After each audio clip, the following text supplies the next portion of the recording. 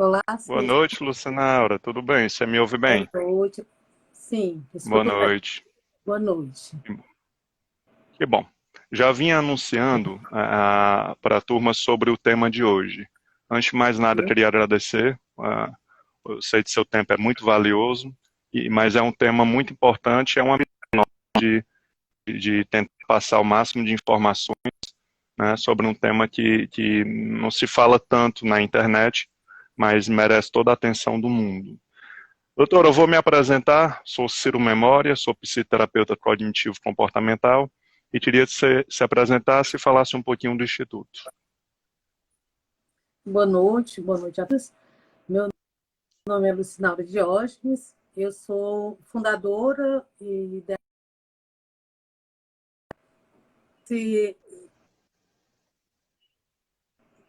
esse semestre estou concluindo o meu curso de psicologia, tenho uma primeira formação em geologia e sou especialista em meio ambiente. E nos últimos anos eu tenho dado esse caminho pela psicologia, no intuito de estudar, me aprofundar mais sobre a questão da saúde mental e atenção psicossocial para as pessoas que têm comportamento suicida. Lucinaura, fala um pouquinho do Está me ouvindo Instituto. bem, Ciro?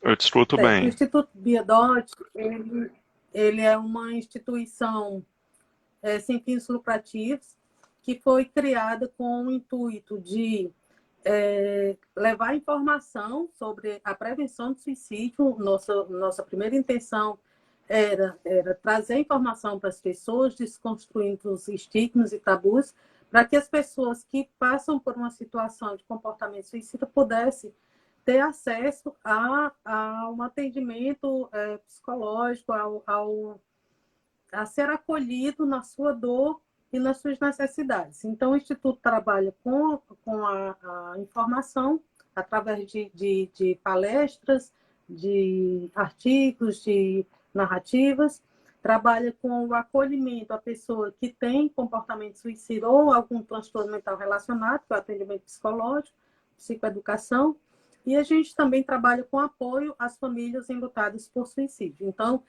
o trabalho do Instituto é voltado à prevenção do suicídio, porque a motivação de criação do Instituto foi um suicídio na família.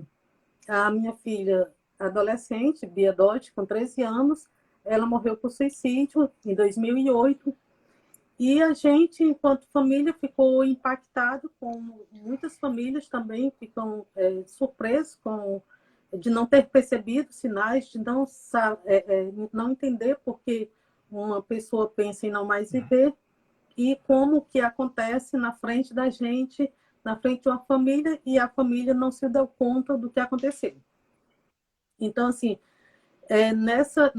nesse pensamento de a partir da nossa dor, a partir da nossa vivência, construir um trabalho, ressignificar a nossa dor, ressignificar também essa perda e, de uma certa forma, transformar esse amor que ficou em um amor incondicional para outras pessoas que precisem dessa ajuda. Então, o Instituto Ótimo, tem essa visão de acolher e de informar sobre a prevenção do suicídio. ótimo. E Lucinaura, eu aí, vou lhe Ciro, convidar para a gente... Desculpa, pode falar. não pode dar continuidade à sua fala. Eu ia te convidar para a gente falar, você inicialmente falar dos fatores que estão associados à ideação suicida, né? E aí, depois de você falar, eu sempre vou falar um pouquinho sobre os aspectos como a terapia cognitivo-comportamental, Pronto, a intenção é essa, um né? bate-papo vai trocando nossos conhecimentos a respeito. Né? Eu gostaria um pouco de contextualizar sobre o que é o suicídio, porque muitas pessoas que podem assistir sua live podem não ter ainda uma definição do que é suicídio, né? O fenômeno suicídio ele é complexo, ele é multifatorial, podendo estar relacionado a soma de diferentes fatores, como fatores biológicos, fatores psicológicos, fatores neurológicos, sociais, econômicos e culturais, aos quais, assim, estando disfuncional na vida dessa pessoa, leva a um comportamento suicida. De acordo com a Organização Mundial de Saúde, ela usa esse termo comportamento suicida. E talvez esse termo seja usado exatamente numa perspectiva de que, se é um comportamento, há condições de que seja feita uma prevenção, que tenha você possa mudar esse comportamento, né? Então, assim, o comportamento suicida há uma soma de fatores e é um entendimento distorcido e enviesado da sociedade, ou então no senso comum, de atribuir ao suicídio uma única causa, como se fosse aquela causa mais proximal do acontecimento do evento. O suicídio ele está em todas as classes sociais, pode acontecer nos todos os gêneros, e pode acontecer nas mais diversas idades. Não se identifica suicídio em criança em menos de 8 anos, mas a partir de 8 anos já se identifica, embora seja mais raro. Então, tem na infância, na adolescência, no adulto e na velhice. É um comportamento que, normalmente, ele se desenvolve num contínuo. Pode acontecer da pessoa ter pensamentos recorrentes de morte, essa situação passa tão suicida, a pessoa começa a pensar em não mais viver, a pensar que a vida não vale a pena, e daí, se esse comportamento evolui, esse pensamento, a fazer um planejamento.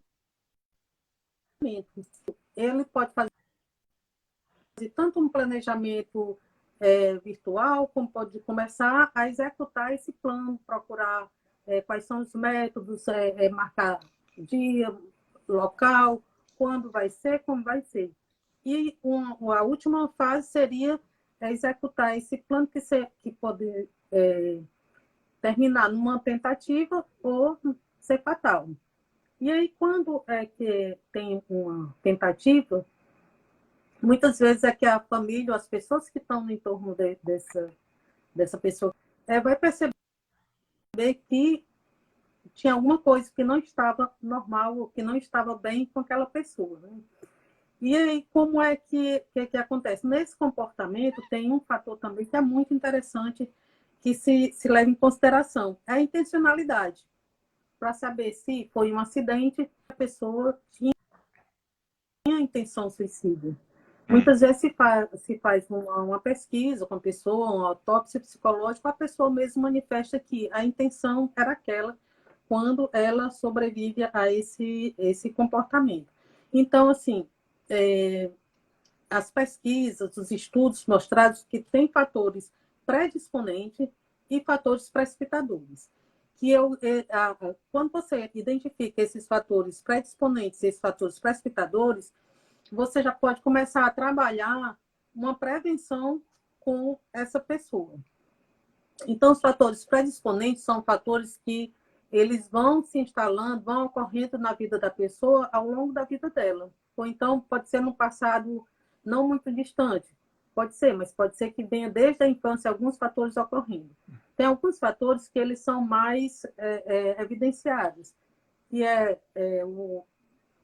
uma doença mental, um transtorno mental, quando a pessoa tem, e geralmente os transtornos mentais mais relacionados ao suicídio, depressão, o transtorno bipolar, o transtorno borderline e a esquizofrenia. São os principais transtornos mentais relacionados. Outro fator é uma tentativa prévia, suicídio identificado, a pessoa não sendo acolhida, não tendo um tratamento adequado, ela vai fazer outra tentativa. Outro fator é o histórico familiar. Por isso que é importante a gente conhecer a história da família, para saber se na família houveram outros casos de tentativa, ou morreu por suicídio. Isso não quer dizer, mesmo que na sua família não tenha casos de suicídio, é importante a gente ter esse conhecimento e falar sobre. De repente se descobre. Na nossa família, nós nunca falamos sobre se ocorreu algum caso de suicídio. E tinha ocorrido antes, mas se torna um segredo de família. Por isso que é importante falar sobre esse assunto.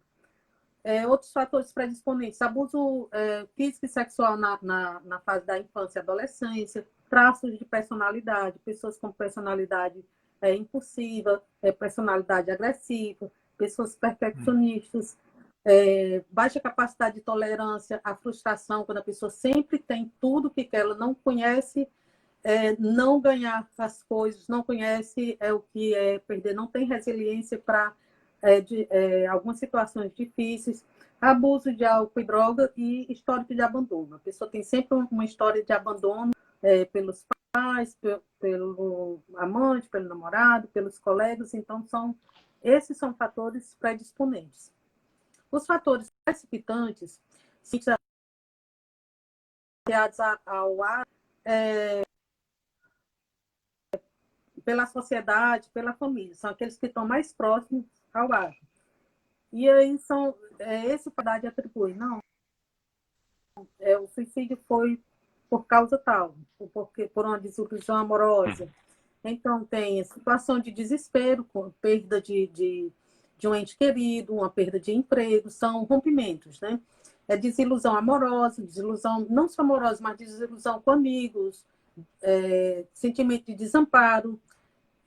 Geralmente, esses sentimentos ocorrem em datas importantes, de aniversário ou de datas comemorativas, de Natal, Dia dos Pais, Dia das Mães.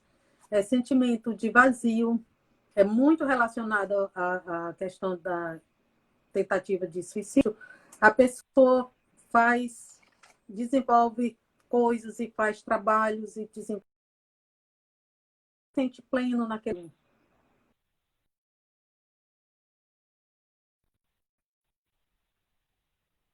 Com tanto de gênero, com preconceito de cor, leva muito a pessoa a fazer uma tentativa de suicídio. Abuso físico e sexual, rompimento de relação, é muito comum a pessoa se sentir perdida, achar que toda a felicidade dela estava naquela relação, estava na mão do outro. E tem outros fatores que são menos comuns, mas acontece. Assim, a pessoa saber o diagnóstico de uma doença incapacitante ou de uma doença que não tem a cura ainda, sofrer uma lesão desfigurante, principalmente jovens que perdem algum membro, sofrem uma queimadura, sofrimento ou inquietação com a própria imagem, com a própria sexualidade, tem muito essa questão. Às vezes a pessoa tem um sofrimento grande, não sabe como é que a família vai agir, como os colegas vão receber essa situação, então já se põe numa situação de desespero.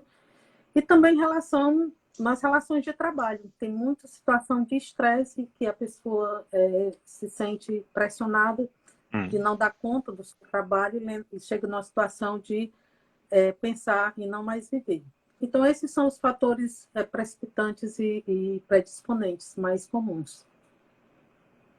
Pois bem, eu acho que a explicação foi bem completa.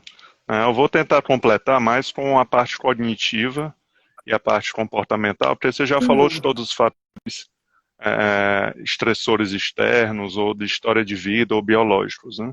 Tem um que é muito comum na clínica, mais voltado a adultos homens, que é a falência, ou o fracasso financeiro. Em empresários, principalmente industriais, é bem comum. Ou em fins de relacionamento que o sujeito não admite o fim do relacionamento, e existe o pensamento, não só a ideação, mas também de matar o companheiro ou a companheira antes de ir, né, antes de tentar. A coisa é difícil compreender o ser humano se você partir de uma ótica causalista, ou seja, se você vê a situação e vê a reação do sujeito. Você realmente não vai compreender, porque entre a situação e a reação do sujeito não é uma causa e efeito. Existe um cérebro ali processando aquela situação. Então, as TCCs, elas trabalham com a ideia que, diante de uma situação, eu vou processar essa situação em menos de um segundo. Como fruto desse processamento, que é automático, eu terei uma percepção imediata na hora, que é o pensamento automático, ou seja, é o meu modelo de realidade, como eu vejo aquela situação. e que pelo fato de ter passado por vários sistemas de processamento, é quase inevitável que ele venha intacto. Geralmente ele vem, de alguma forma, mexido. Ele vem distorcido, chamam de distorções cognitivas. E é essa percepção da situação que vai direcionar a minha reação, e não o evento em si. Então, quem olha de fora olha o evento e olha a reação do sujeito, mas não conhece essa ponte, ou seja, o que acontece na cabeça do sujeito. E a maioria de nós não falamos sobre isso, ou seja, nós dificultamos também aos outros nos conhecerem porque nós nos seguramos muito essas informações, né? Até chegar a um ponto que não dá mais para segurar, né? Por isso parece ser tão repentino. E esse pensamento automático vai me trazer uma emoção compatível também automática. Então, se a situação é X e eu vejo como menos 20X, a minha emoção vai ser diretamente proporcional a esses menos 20X. Seria um exagero, um pessimismo, né? E aí vai surgir uma vontade na hora, que não é uma vontade legítima minha do ser, mas uma vontade do momento, né? É aquela vontade que a gente sente na hora H. Vontade de acabar um relacionamento, uma vontade de apagar, uma vontade que é uma vontade automática do momento. E o mais complicado, a lógica também, o cérebro ele tem um sistema chamado de acionalização, ou seja, ele tem uma tendência de querer dar sentido ao que está acontecendo. Ou seja, a desenvolver uma lógica, argumentos e justificativas que justifiquem esse meu primeiro pensamento. Então, o raciocínio do sujeito nessa hora H está sequestrado. Uma pessoa que está deprimida, ela está com o raciocínio dela, as emoções, as primeiras percepções, todas sequestradas pela depressão. Se ela não tiver a capacidade de distinguir o que é ela realmente e o que é um kit da depressão, vamos dizer assim, o que são elementos depressivos, ela vai levar aquilo como algo muito racional a ser feito. Então, algumas técnicas da TCC nem são tão indicadas para tentativas de suicídio ou ideação. São de evidências, testar evidências, porque muitas vezes a tentativa tem lógica para o sujeito, pelo menos na hora tem muita lógica. Ele tem bons argumentos, eu sou um peso para a família, eu só gero sofrimento, qual o problema, a vida é minha, eu quero ir, é um direito que eu tenho. Então, assim, eles têm bons argumentos, esse não é o caminho. O melhor caminho é eles entenderem o que é realmente eles, né? O que é um eu livre, vamos dizer assim, e o que é o que são elementos da depressão, ou seja, o que está sequestrado pelo momento. E aí, depois disso tudo acontecer, um pensamento automático, uma emoção automática, uma vontade automática, uma lógica automática, o sujeito vai ter o livre-arbítrio de decidir se ele vai seguir isso, se ele vai atender o comando do cérebro ou não. Então, se eu atender o comando do cérebro, eu agir por impulso. Então, se fala muito de impulsividade, né, em tentativa de suicídio. Impulsividade, ao ver da neurociência, não é agir sem pensar. Porque o sujeito pensa, eu acabei de dizer que houve o primeiro pensamento e houve uma lógica justificando isso, que é aquela lógica que justifica a gente quebrar a dieta, fazer tudo. Então, não é um sujeito agir sem pensar, é o sujeito agir de acordo com o pedido interno do cérebro. Isso é ser impulsivo. Nós somos impulsivos por natureza, né? Então se espera que com a maturidade, com o desenvolvimento da vida, você vá aprendendo a dizer não para esses pedidos internos de agressividade, de gula, de preguiça, e você comece a ultrapassar esse automático interno, né? Então, assim, dentre esses processamentos da realidade, existem alguns que são bem comuns em casos de ideação ou tentativa. O cérebro é programado para reconhecer memórias. Por isso, que se houver na vida do sujeito outros eventos de suicídio ou tentativa de amigos, na namorada, essa memória, ela de alguma forma o cérebro ele tenta encaixar o mundo, o presente e o futuro nas memórias. Isso pode ser bom e pode ser ruim. É a padronicidade, né? Ele busca um padrão. E o cérebro também é uma máquina de reconhecer e defender e confirmar crenças. Então, quando fala em tentativa de suicídio, em ideação, se pensa logo na crença da desesperança, né? O Aaron Beck, que é o criador da terapia cognitiva, ele diz que existe crenças sobre mim, que no caso, geralmente são crenças negativas, no caso que a gente está falando em questão, né, de fracasso, de inutilidade, de nunca conseguir nada, de ser desprezado, de não ser amado. E existem as crenças sobre o mundo, que geralmente são negativas também, e existem as crenças sobre o futuro, que essas sim são bem pessimistas e desesperançosas, né? E um outro ponto importante são as vulnerabilidades emocionais, que nós podemos chamar de sensibilidades, ou seja, cada pessoa é mais sensível numa área, e se aquela área for brutalmente atingida, vai ter uma repercussão emocional muito mais forte, desproporcional. Então, se o sujeito ele tem muita sensibilidade ao divórcio, claro que um divórcio pode impactá-lo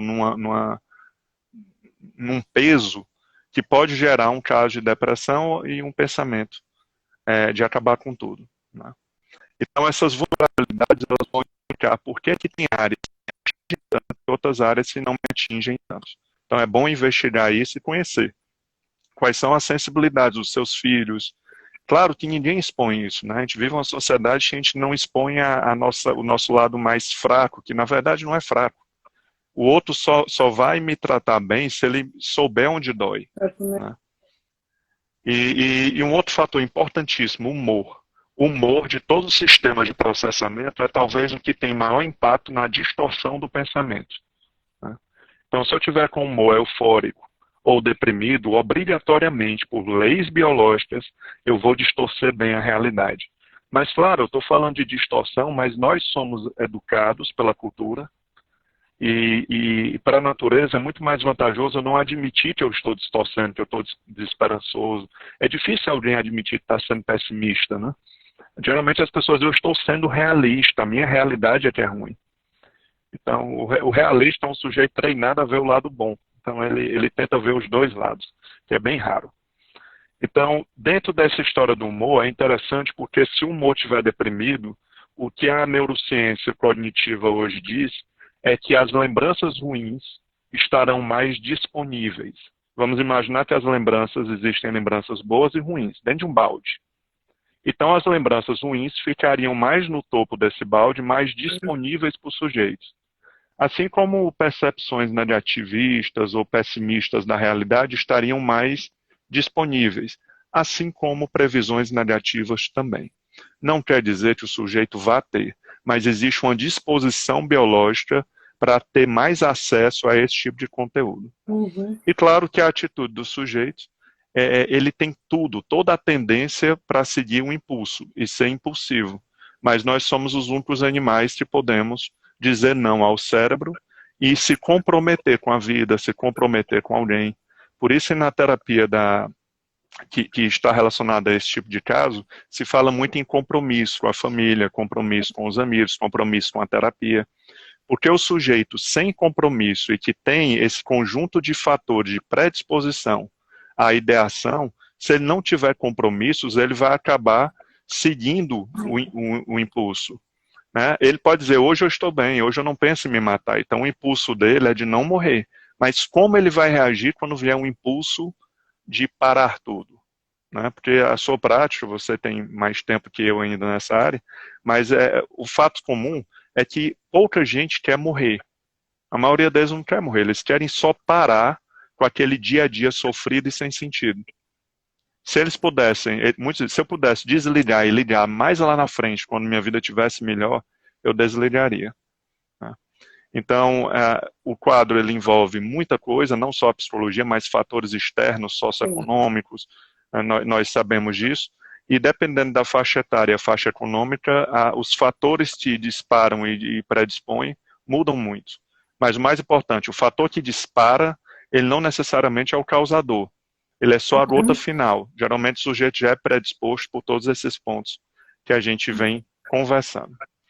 Pois bem, doutora, depois de tantas explicações, tem um assunto que é o traço de desesperança e o estado de desesperança. Alguns autores, eles diferenciam esses dois conceitos. Como estado, eu posso estar num estado de desesperança nesse momento. Eu estou desesperançoso com minha profissão, com minha vida.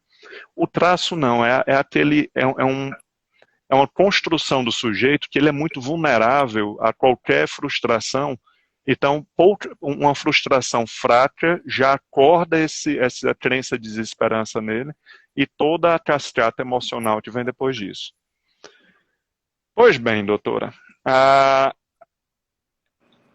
eu queria, mais num caráter ilustrativo para familiares, amigos, que a gente conversasse um pouquinho sobre os sinais, e tem um assunto que a gente conversou antes, que é muito comum as pessoas dizerem, Ciro, mas se for só querendo chamar a nossa atenção, e aí? O meu filho está tentando chamar a minha atenção, eu devo dar atenção e reforçar isso, ou eu devo não dar atenção para extinguir esse comportamento? Então, assim, na minha opinião, eu conheço um pouco da sua, eu acho que todas as vezes merece atenção. É um comportamento que pode vir, nem o sujeito nem querer chegar à morte em si, mas a morte acontecer por um acidente. Então, vale a pena arriscar, reforçar esse comportamento e estudar o que está acontecendo com aquele sujeito.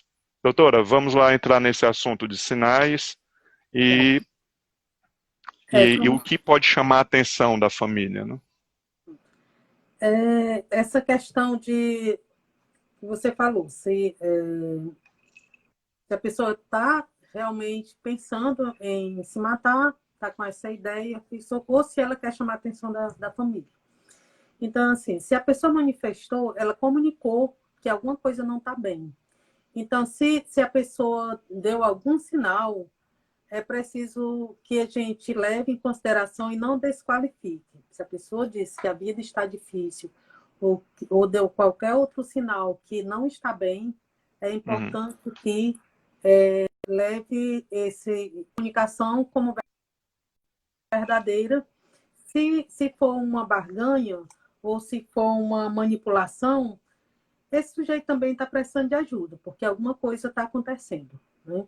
Então, assim, tem realmente as pessoas dão sinais e isso é difícil da família perceber, porque na maioria das vezes você não imagina que uma pessoa que está convivendo com você, que você ama, que você pensa que essa pessoa tem tudo na vida, ela está pensando em não mais viver. Então, essas pessoas dão sinais. Só voltando um pouquinho ao seu pensamento anterior, Ciro, quando você falou da impulsividade, que é muito comum, né? Tem também outra característica que é bem interessante, que é a ambivalência. A pessoa sempre chega assim com vários motivos para viver e vários motivos que ela tem para não viver. Aí, depois eu gostaria que você, dentro da TCC, explicasse um pouco ou mostrasse como é que a TCC vê essa situação, tá certo? Então, vamos aos sinais de alerta, que é fácil, a família sabendo que existem esses sinais, é fácil perceber e é fácil buscar uma ajuda profissional. Mudanças no comportamento, principalmente em crianças e adolescentes, a criança passa a ter um comportamento que diferencia muito do que ela vinha tendo. Às vezes a criança passa a ser mais ansiosa, mais agitada, mais irritado, deprimido, tem uma disforia marcante. Então, é um comportamento que precisa ser observado e ser levado em consideração. Isolamento, afastamento dos amigos, das famílias, passa a não fazer mais as atividades que gostava de fazer, mostrar baixa autoestima, achar que não serve para nada, que assim ele não sabe fazer nada, ter descuido com a aparência ou com a higiene pessoal. A pessoa começa a não se cuidar, não se mostrar que o belo, bonito, o elegante, e começar a deixar começar a depreciar a própria imagem, né? Comentários autodepressivos, como frases que eu sou um peso, ou se eu dormisse e não acordasse mais, ninguém ia notar, ou seria melhor para vocês se eu não estivesse aqui, ou então nada que eu faço dá certo, então eu preferia morrer. Tem pessoas que dizem, eu preferia estar morto. Se fosse assim, eu não queria viver, né? A pessoa tem um pensamento de tudo ou nada, ou é assim, ou dicotômico, ou se não for desse jeito, eu prefiro que não seja, eu não quero nada, né? Tem um comportamento muito interessante, que é de se observar, é doação de pertences. A pessoa que está pensando em suicídio, ela começa a doar para pessoas que ela tem apreço, e são pertences que eles não têm um valor econômico, mas ele tem um valor afetivo. Doar roupa, pedir para cuidar de animais, sem que nada esteja acontecendo. Isso é um sinal de alerta muito importante. A pessoa se colocar em situação de risco, ter interesse por conteúdos que levem à morte, ou por conteúdos de autolesão, e ter um sentimento de falta de sentido. Assim, para mim tanto faz, ou ela está fazendo um projeto importante e aquele projeto não desperta nenhuma emoção. Ainda a situação de solidão, a pessoa está sempre achando que está só, que as pessoas não gostam dela, situação de desamparo, são sinais que a pessoa pode estar emitindo e que às vezes a gente não percebe porque acha que não relaciona isso com a questão da pessoa não querer mais viver ou estar pensando em morte. Então, esses são os sinais de alerta que são bem presentes no comportamento suicida que chega até a gente. Sinaura, eu vou falar um pouquinho de como a TCC ela entende o caso. Né? Existe um fator interessante que a nossa tendência, já que a crença que eu tenho sobre mim, sobre tudo, influencia diretamente, não obriga, mas influencia diretamente minha atitude, a tendência é que minha atitude acabe confirmando o que eu acredito. Então, quem tem uma crença de fracasso, ou de inutilidade, ou de incompetência, pode ter um comportamento muito passivo, ou não fazer, e aquilo provar que eu estou certo. Olha, tá vendo? Eu sou um fracassado. Então, é muito comum nesses casos a pessoa ter várias histórias de fracasso, mas ela não entende que aquele fracasso foi patrocinado pela própria crença dele. Então é um movimento de retroalimentação, de um ciclo, né? É como se o cérebro fosse programado para confirmar aquela crença. Se a crença for negativa, a pessoa deve ter um cuidado também. E é interessante também casos que a pessoa nunca pensou em morte ou em apagar, entrou numa depressão, vamos imaginar que nós dois experienciamos uma depressão nível 7, 8, média para grave, é quase obrigatório que a gente pense em acabar com tudo. Porque esse pensamento ele já vem incluído na depressão química, ou seja, o desarranjo de alguns sistemas serotonérgicos, eles podem trazer esses pensamentos. Aí você diz, mas a depressão passou, eu estou medicada, a crise passou. A crise pode passar, mas aquele pensamento que nasceu da química deprimida pode ficar vivo. Ou seja, a crise biológica passa e o sujeito continua refletindo de por que eu pensei em morrer. E quando eu fico refletindo muito em por que eu pensei em morrer, e as pessoas que têm dificuldade de ligar um dano, isso é doidice da minha cabeça? Porque quem tem essa ideia que minha cabeça é cheia de doidice, ela sofre menos na vida. E quem quer entender tudo e se convencer de tudo e deixar tudo muito claro, sofre muito na vida. Porque a nossa cabeça pensa bobagem. Né? E deprimido nem se fala. Então esse pensamento ele fica um resquício da depressão e pode durar muito tempo. Ele nasce na química e continua vivo por alimentação cognitiva. Não vamos entrar nesse ponto hoje. Mas o vínculo é importantíssimo do profissional, criar um vínculo de segurança. É complicado esses casos, porque você tem que ser uma mistura de assertividade, de ter algum tipo de presença mais marcante, de direcionar, de pegar aquele paciente e levar a vida dele, e ao mesmo tempo você tem que acolhê-lo. Então você tem que ser um pai e uma mãe ao mesmo tempo. Né? Com esse tipo de pacientes é muito delicado. E o ideal no começo da terapia é você descobrir as percepções que ele tem sobre ele e sobre a vida. Né? Então, quando você pergunta para um paciente, eu geralmente passo um formulário, eu consigo ter acesso aos dados antes da consulta. Né? Razões para estar vivo, razões para não estar vivo, metas que queria na vida. Claro, a gente faz uma mistura de perguntas que levam para um tom negativo e positivo, porque eu preciso ter acesso. Nas TCCs, a percepção é mais importante do que os fatos, porque as percepções é que vão dar a compreensão do caso. Né? E depois que eu tiver toda essa compreensão, quais são as situações, eu pergunto, quais são as situações que você evita porque você tem medo de sofrer? E quais são as situações que você deixa de fazer por indisposição, por falta de vontade? Então você começa a ter acesso a até planos terapêuticos, né? Saber coisas que ele queria, mas não tem motivação para fazer. Então, essa primeira consulta, às vezes, eu já tenho muitos dados para ter uma conversa um pouco mais forte, porque muitas vezes, esses casos, você não tem muito tempo para trabalhar. Assim como terapia de casal, quando chega um caso de ideação ou de tentativa, você tem pouquíssimas sessões para dar conta daquela crise. Diminuir a crise para depois trabalhar a prevenção das novas crises, né? O trabalho. Então, o que você puder colher antes da consulta de percepções para construir o caso, que a TCC chama de conceituação cognitiva, ou seja, é entender quais são as crenças, as regras, os comportamentos que estão envolvidos naquele caso, tanto na ideação, como no planejamento, como na tentativa da execução, tem como objetivo final a reestruturação cognitiva, ou seja, ensinar a pessoa a questionar o que pensa e repensar, né, reestruturar, modificar a forma de pensar a vida, já que a percepção é a minha realidade que eu vivo, e mudanças de atitude, por isso é cognitivo-comportamental.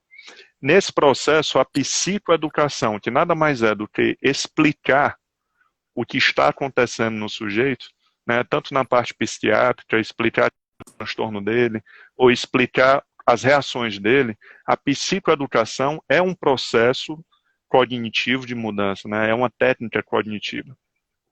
E explicar também como a química interfere na reação dele. É importante ele saber que aquela química está gerando nele pensamentos e vontades que não são legítimas dele. Então, a briga de uma terapia como essa não é contra a vida, a briga é de compreender o cérebro e gerenciar ele para curtir a vida. É tirar o culpado da vida e trazer para o sujeito a ideia de que ele tem um cérebro que precisa ser conhecido e gerenciado. Porque isso dá para ele uma esperança. Esse caminho eu nunca tentei. Se você me pedir para fazer um curso, eu já tentei. Se você pedir para mudar de colégio, já mudei. Namorar, eu já namorei. E quando você traz uma nova proposta que está na mão dele, que depende só dele, claro que o padrão de desesperança acontece na terapia. Eu falo na primeira consulta, o normal, se o seu caso for realmente o que você está dizendo, é que você não tem muita esperança na terapia. Porque o padrão da desesperança também atinge a terapia. Né? Salvo casos que a pessoa chega e diz, não, aqui vai me salvar. E são até sinais bons de um caso, né? Sinais que o caso é um pouco mais leve. Então, estudar essas vulnerabilidades do sujeito e ajudar ele a ter resiliência. Um conjunto de sofrimentos leva à depressão. Certo? E a depressão é um dos fatores principais para a ideação e tentativa. Então, a resiliência é a capacidade de absorver um impacto. Eu preciso desmascarar o que está acontecendo. Eu preciso ter conhecimento e dizer, essa situação acordou isso em mim, mexeu nisso, um checklist na minha cabeça, mexeu na minha sensibilidade, eu devo estar... Você desmascarar e tirar a culpa da situação faz com que a emoção perca impacto. E desenvolver também estratégias de manejo emocional e estratégias cognitivas de não alimentar o impacto. Então, compreender, diminuir o impacto e não alimentar a reação. E depois disso, mudanças comportamentais.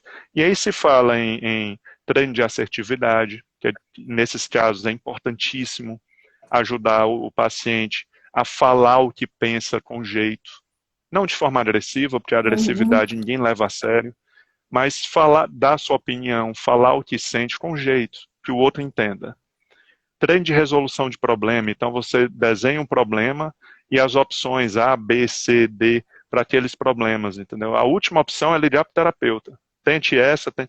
Se não deixar pré-definido, a tendência é que ele haja por impulso. A vida do ser humano se distingue dos animais porque somos animais, podemos pré-definir nossa reação. Amanhã, acordando cansado ou não, eu vou trabalhar.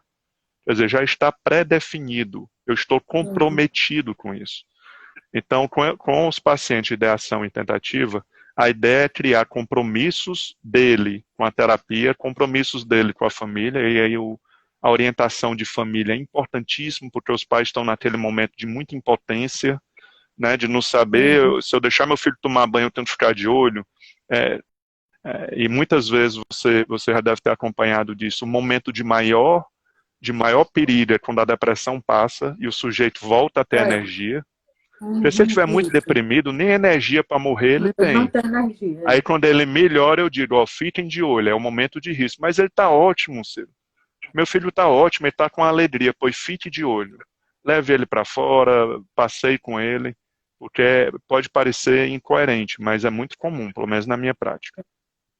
E fazer o que chamam de plano de segurança, né, que é definir sinais de alerta, já deixar isso definido, construído com o paciente. Né, estratégias internas, quem procurar, rede de apoio, para quem ligar, o que fazer antes de qualquer tentativa, e construir uma sequência que uma delas aconteça e dê certo antes da tentativa do sujeito de apagar, né, de parar com tudo. E no final do atendimento, fazer prevenção de recaída, porque é impossível imaginar que esse sujeito não vai ter fases ruins na vida. Então é bom ele saber que vai ter, ele não deve rezar para não ter, ele só deve estar mais seguro de que o impacto não vai ser tão forte se eu fizer a minha parte. Hoje eu sei receber essa visita desse impacto. Todo mundo é assim, todo mundo está numa luta, todo mundo está se frustrando, e eu vou tocar minha vida e ocupar a minha vida. Então, nós sabemos também que a ocupação e a sensação de ser produtivo e reconhecido também é protetiva para a ideação. Né? Então, trabalhar, fazer hobbies, fazer a espiritualidade, não falamos, mas é importantíssima para segurar esses casos, né? E segurou durante toda a história da humanidade, né? Então, pronto. Eu queria que você falasse um pouquinho sobre essa parte de o que vamos fazer com esses casos. E, devido ao tempo, eu vou encerrando minha parte por aqui, Lucinada, e vou deixar você encerrar. Antes de mais nada, obrigado a todos. É um tema muito grande para uma hora. Quando faltar um minutinho, eu te aviso para a gente fazer as considerações finais. Antes de terminar, essa live ficará gravada no meu perfil por 24 horas, depois vai para o canal do YouTube, Spotify, podcast, chamado Canal Psicointeligência. E ficará lá para vocês assistirem ou baixarem. Pois bem, doutora, vamos lá. Pois bem, doutor. Você fez um plano muito, muito bem estruturado, como a TCC faz muito bem feito, e assim, contemplou todos os passos importantes. Nesse plano, é importante colocar também a questão dos acessos aos meios. Uma pessoa que está pensando, tem ideação, pensamento, ou então já fez uma tentativa. É importante que a família seja incluída nesse plano e que ela tenha todo o cuidado com os meios possíveis de acesso, equipamentos cortantes, armas, se tem em casa, tem que ter um modo seguro de guardar ou não tê-las. Questão de medicamentos também, tem o mínimo de medicamentos, são os necessários. Tem famílias que vão tomando medicamentos e vão guardando as sobras. Não é adequado você guardar sobras de medicamentos em casa, isso deve também estar nesse plano. Tem uma questão muito interessante quando você falou assim de falar, do sujeito falar o que está sentindo. Chegam alguns casos para a gente assim, de pessoas que fizeram a tentativa, ficaram em coma e a família não sabe o que fazer depois, se fala, se não fala, se toca no assunto ou não, com a pessoa em sofrimento, quem fez a tentativa. Então, assim, o que se aconselha é que a família esteja preparada para conversar sobre esse assunto e que a pessoa que tentou também converse com a família sobre o que está se passando, o que era que estava sentindo naquele momento, qual foi o sentimento, qual foi o desespero, qual foi a falta de sentido. Isso é muito importante que se fale, porque, assim, a família, mesmo que seja o melhor terapeuta e que ele venha evoluindo no processo, se a família não tiver junto nesse processo, não tiver um suporte social da família, dos amigos, da rede social desse sujeito, o terapeuta tem um sucesso, mas ele não tem um sucesso tão pleno quanto teria se tivesse todo esse suporte. Então, a psicoeducação com a família é muito importante. E também começar a desfazer algumas crenças. As pessoas costumam achar assim que tem algumas crenças de que só pensa em suicídio quem é fraco, pensar em suicídio é falta de Deus. A questão da espiritualidade é muito importante, mas a gente não pode trazer esses preconceitos aí na atualidade, quando a gente tem conhecimento que há um adoecimento mental, que precisa de tratamento, que precisa de acompanhamento, que seja do psicólogo, que seja do psiquiatra, se houver necessidade de uma terapia medicamentosa. Então, assim, é importante que a gente mude essa forma de pensar, que a sociedade, de forma geral, mude, para que a gente não seja, assim, tão surpreendido, porque, assim, tem famílias que realmente são pegas de surpresa. Com relação, assim, chega para a gente também muitas pessoas que a própria pessoa sente que está com esse pensamento e ela mesma busca a terapia. Eu só estou pensando, mas eu não quero que isso aconteça comigo. Então, assim, já tem esse acesso, essa facilidade da pessoa ter, pelo menos quem tem uma condição de ambivalência, tem vários para viver e vem com esse pensamento, que você disse, da própria depressão. Chega um momento, se for uma depressão mais profunda, a pessoa tem um pensamento suicida, então essa pessoa procura mesmo. A gente já recebeu várias pessoas que, em uma situação, às vezes a família não está sabendo que ela tem esse pensamento e ela procura ajuda para que ela saia dessa situação. Então, é importante que a gente comece, assim, dentro dessa abordagem. Eu acho bem interessante o TCC, que é uma das abordagens que são bem indicadas, principalmente pelos psiquiatras, quando a pessoa tem acesso primeiro ao psiquiatra. Sempre se indica o TCC porque ela tem um plano terapêutico individual para esse sujeito, e é outra forma de ver a questão do suicídio, como quando a gente vê como, além da parte neurológica, a parte psicológica, a parte social, porque os estressores sociais também desestabilizam a pessoa quando ela não tem recursos para enfrentamento, para resiliência, e aí abala essa pessoa, né? Então, assim, quando ela começa a ser trabalhada nessas questões onde ela se sente mais vulnerável, isso é uma forma também de mostrar que tem recursos para sair ou para sustentar uma situação de vulnerabilidade, que contribui enormemente para que a pessoa que tem ideação suicida saia desse comportamento. Cira, não sei quantos minutos nós temos. Temos alguns, doutora. Eu gostaria a gente fazer um retrospecto, porque existe uma superstição. Nosso país é um país com uma cultura supersticiosa, né? Então existe aquela superstição que se eu falar pode acontecer. Então não se fala sobre esses assuntos.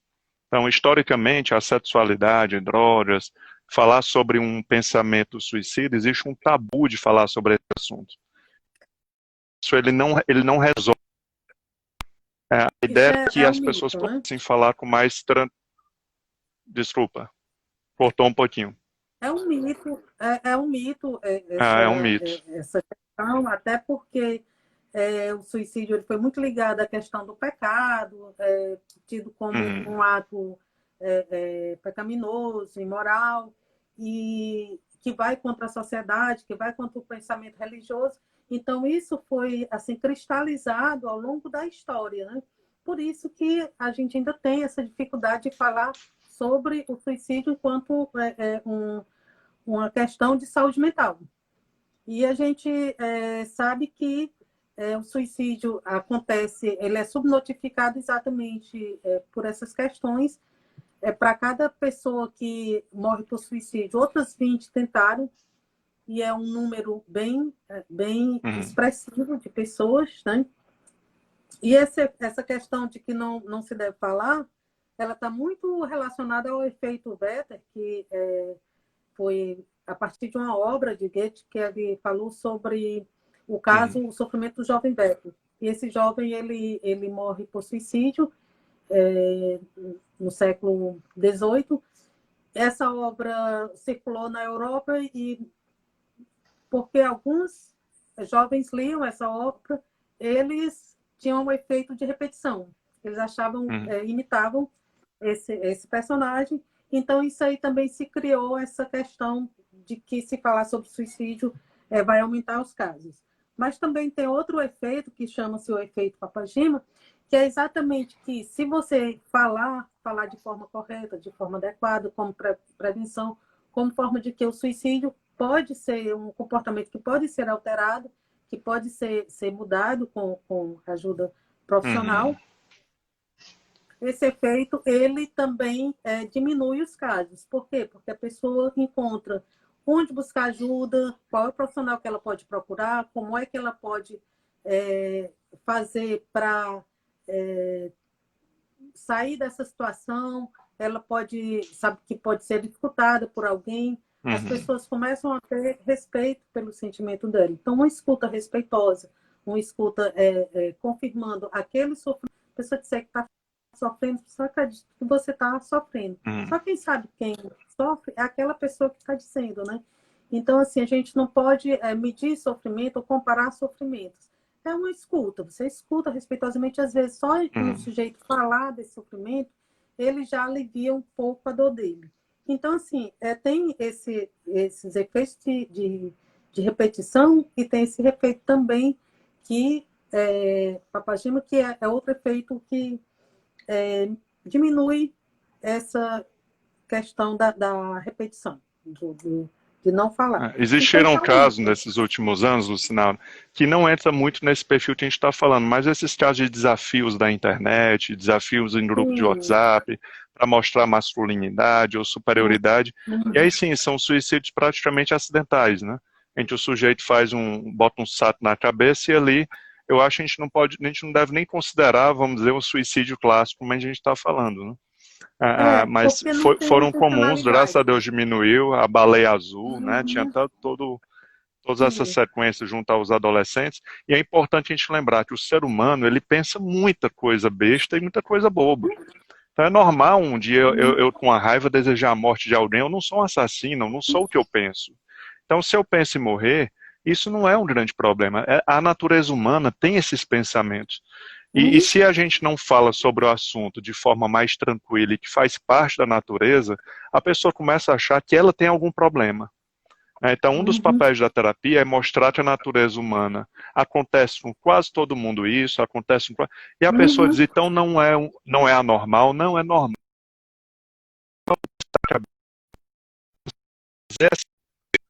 Do da natureza humana. A natureza perfeita, que eu penso tudo perfeito e tudo faz sentido, também é importante. Eu não sou o que eu penso, pelo amor de Deus, eu sou o que eu faço e nem sempre o que eu faço, porque eu posso fazer algo por impulso que nem condiz com o que legitimamente eu quero. Né? Doutora, o tempo está nos apertando, queria agradecer sua presença, como previsto foi excelente, estamos aí já quase próximo a setembro, que é um mês dedicado a se falar mais do assunto. E vou deixar você encerrar, agradecendo mais uma vez o seu tempo. Tá bom? Eu que agradeço. Foi uma honra, um prazer enorme conversar contigo, bater esse papo. O que a gente espera para setembro, discutir a prevenção do suicídio, com estudos e pesquisas científicas. O que mais a gente está buscando combater são os pensamentos, a mais comum, os preconceitos, os estigmas, que preconceito e estigma faz com que as pessoas que têm ideação suicida ou que passam por algum sofrimento de adoecimento mental não busque, sofra sozinha, não busque o profissional, não busque alguém para falar e para dizer, se expressar o que é que está sentindo. Então, o que a gente busca nesse setembro amarelo realmente é fazer uma boa divulgação da prevenção de suicídio, mas com base em pesquisas científicas, em estudos, em levantamentos que tem sido feito nos últimos anos, e divulgar formas de prevenção universais, que é o bem-estar, que a gente procurar viver bem e dar condições para que outras pessoas vivam bem, medidas seletivas para as populações que sofrem, populações que sofrem preconceitos, e medidas indicadas, que é isso que você faz na clínica, que outros profissionais fazem, que é acolher a pessoa em sofrimento. Então, assim, eu espero que, mesmo nessa situação de afastamento social, que a gente possa fazer uma boa campanha de conscientização.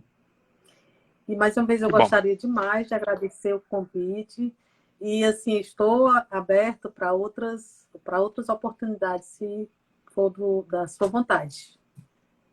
Com certeza acontecerá. Agradeço a todos, ficará gravado por 24 horas no meu Instagram e depois no canal Psico Inteligência. Quem ainda não segue, se inscreve lá e vai ficar por dentro de todos os vídeos em primeira mão. Doutor, obrigado. Obrigado. Vencemos o tempo do Instagram. Boa noite. Tchau, boa noite a todos. Obrigado.